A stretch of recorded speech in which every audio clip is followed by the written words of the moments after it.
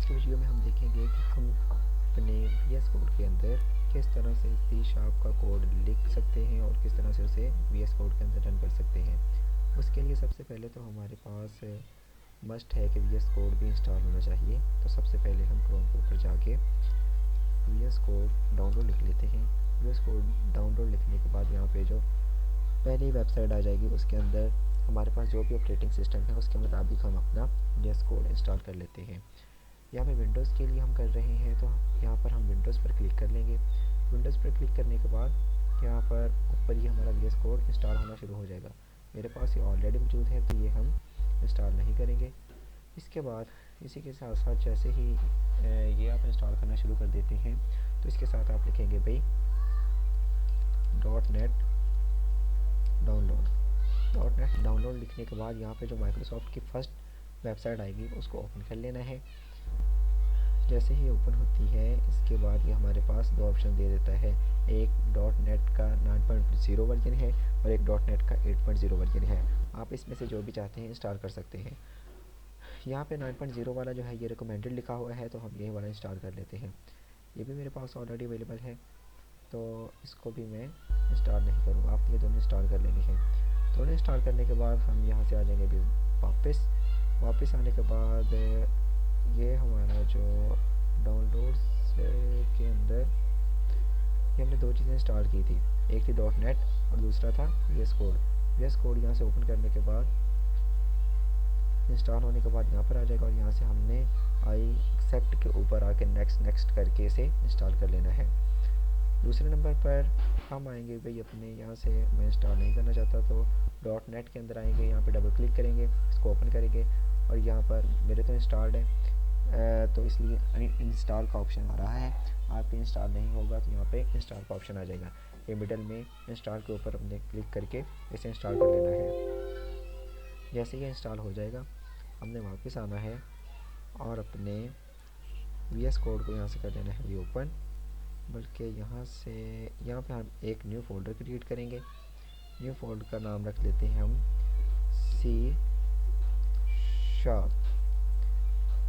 Spelling की mistake हो सकती है।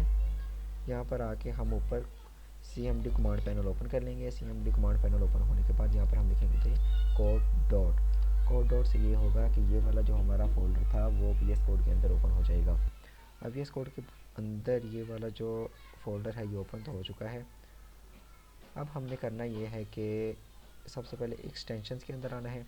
एक्सटेंशंस के अंदर आने के बाद यहाँ पर हम लिखेंगे भी सी लिख के हमने एंटर कर देना है और C के रेलेवेंट जितनी भी हमारे पास एक्सटेंशंस होगी वो इसके नीचे शो हो जाएंगी। तो ये भी थोड़ा सा टाइम ले रहा है, इसके लिए हमें थोड़ा सा वेट करना पड़ेगा। ये देखिए ये दूसरे नंबर पे जो है ये C# और ये माइक्रोसॉफ्ट की है तो यहाँ से हम फर्स्ट पे ही यहाँ पर इसका इंस्टॉल का ऑप्शन आ जाएगा, यहाँ से हम इंस्टॉल कर लेंगे। इसके अलावा अभी तक यहाँ पे लिख लेंगे भाई नेट लिख के इंस्टॉल कर देना है।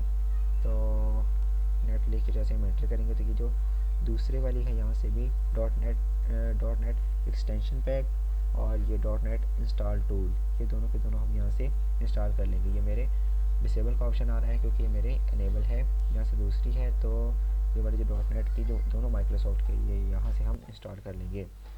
वापस हम अपने फाइल्स के ऊपर आ जाएंगे। यहाँ से हम आके अपने एक नई फाइल क्रिएट करेंगे जिसका नाम हम रख लेते हैं भाई demo.cs, क्योंकि C# कर रहे हैं तो C से C और S से शार्प को रिकमेंड किया जा रहा है। यहाँ से हम एंटर कर लेते हैं। एंटर करने के बाद यहाँ से हम नीचे से इसका टर्मिनल ऊपर खींचेंगे। टर्मिनल ऊपर खींचने के बाद ये इसका पाथ हमें बताएगा। ये पाथ इसका आ चुका है। अभी हमने ये देखना है कि हमारे पास .NET इंस्टॉल है। .NET लिखने के बाद यहाँ पे एंटर करेंगे तो ये देखिए हमारे पास इंस्टॉल्ड है। ये हमें मुख्तलिफ़ चीज़ों के वर्जन बता रहा है। उसके बाद हम लिखेंगे भाई यहाँ पर .NET न्यू कंसोल लिखने के बाद ये होगा कि ये ऑटोमेटिकली हमारी कुछ चीज़ें जो है वो डेवलप करके दे देगा, क्योंकि कुछ चीज़ें नहीं है, पूरे का पूरा प्रोजेक्ट हमें क्रिएट करके दे देगा। अब यहाँ पे आ गया भाई हमारा प्रोजेक्ट। और एक चीज़ हम और भी देख लेते हैं .NET// वर्जन। इस टाइम में वर्जन शो हो जाएगा। तो हमारे पास 8.0.40 मैंने 8.0 वाला वर्जन इंस्टॉल किया था, तो मेरे पास वो वाला शो हो रहा है। अभी तक हमारे पास ये देखिए हेलो वर्ल्ड आ रहा है। यहाँ से मैं लिखूँगा भाई .net और run रन। तो .net रन लिखने के बाद ये हमारी फाइल जो भी है ये उसके बैकअप पे ये क्रिएट हो रही है। तो ये देखिए हेलो वर्ल्ड की जो हमारे पास आउटपुट है ये जनरेट हो चुकी है। जो चीज़ हमने ये कर्ली ब्रेसेस के अंदर लिखी थी, यहाँ से हम इसे चेंज भी कर लेते हैं। ये डबल कोट्स के अंदर हम कुछ भी लिख सकते हैं। दी code of C# is successful running. तो यहाँ पर आके दोबारा से हम लिखेंगे भाई .net रन लिखने के बाद ये थोड़ा सा टाइम लेगा।